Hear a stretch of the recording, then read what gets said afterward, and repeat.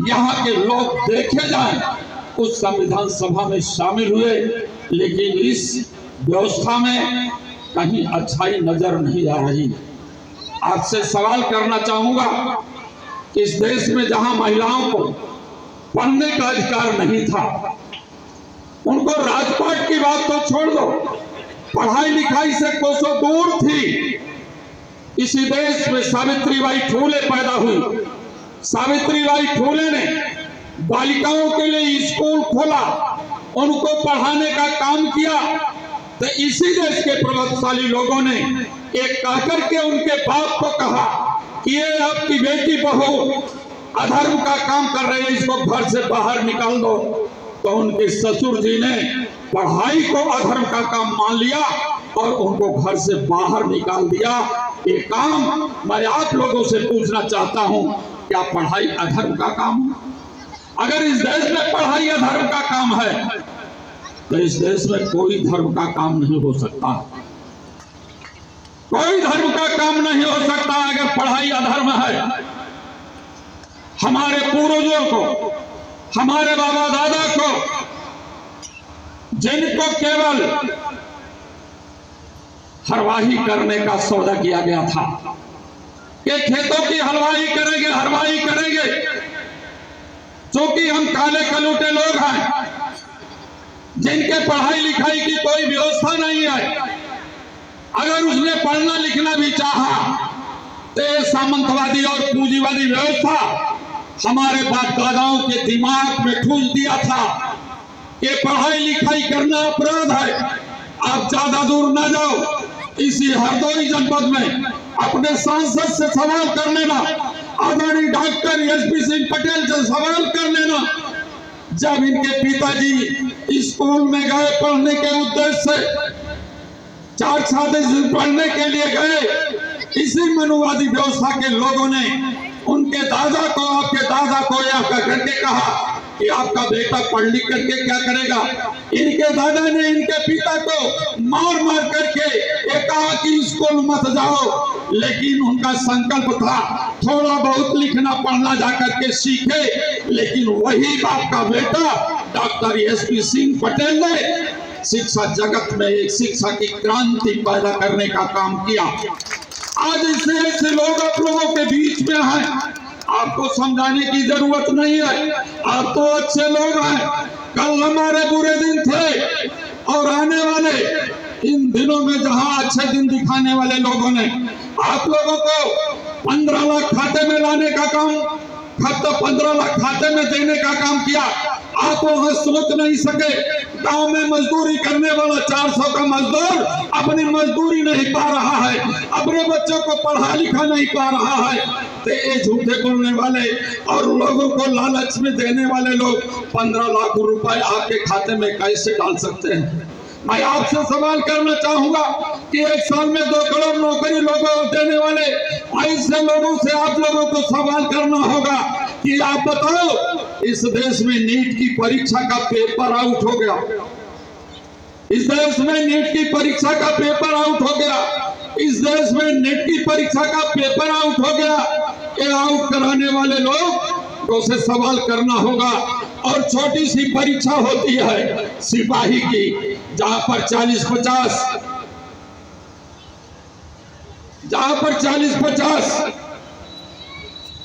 हजार रुपए मिल जाता, तो एक पुलिस वाला भी अपने बच्चे को कायदे से पढ़ा लेता, उसका भी पेपर आउट हो गया, उसका भी पेपर लीक हो गया। और लीक होने पर हमारे नौजवानों ने जो कहा कि 100 के 100% लोग हम परीक्षा पास कर लेंगे। बूढ़े बाप का आसरा होता है बूढ़ी माँ का, लेकिन वो भी फांसी के फंदे पर चढ़ा गया।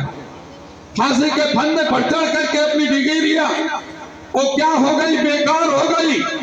अखिलेश यादव जी ने कहा है कि सिपाही बहुत बड़ी तोप नहीं होती है, अपने परिवार को चलाने के लिए दौड़ता है, धूपता है, मेहनत करता है।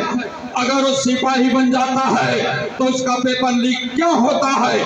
इसलिए अखिलेश यादव जी ने कहा है 2027 में सरकार बना देना, पुलिस की परीक्षा का पेपर लीक नहीं होगा। और लीक कैसे नहीं होगा? पुलिस की भर्ती में कोई परीक्षा नहीं होगी, कोई परीक्षा नहीं होगी।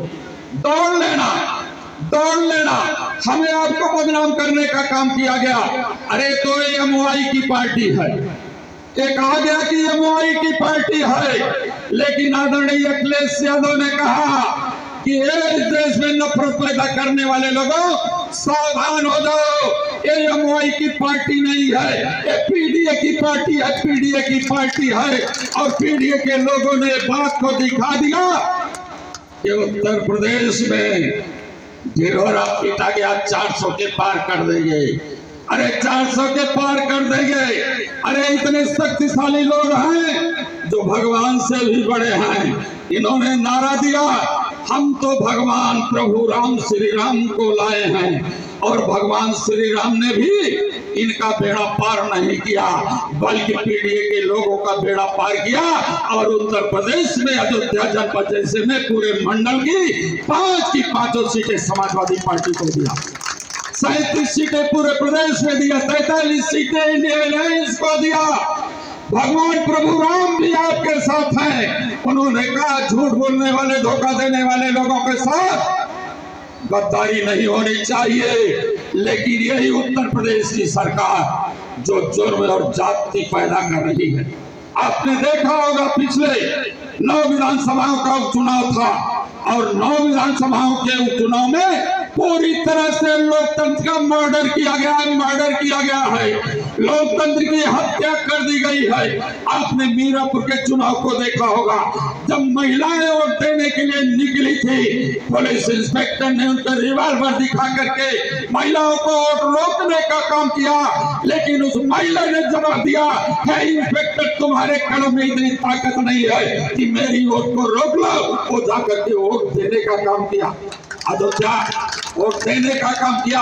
तुम चुनाव पूरा 9 को 9 हार रहे थे, 13 तारीख को चुनाव होना था, तुम्हारा तो पूरा पूरा उत्तर प्रदेश बनवास में जाने वाला था, लेकिन तूने अपनी 13 तारीख वाली चुनाव को 20 तारीख कर दिया बेईमानी करने के लिए से। इंस्पेक्टर बदला, पीठासीन अधिकारी बदला, तमाम सारे लोगों को बदल करके पूरी बूथ कैप्चरिंग नौकरी कराई।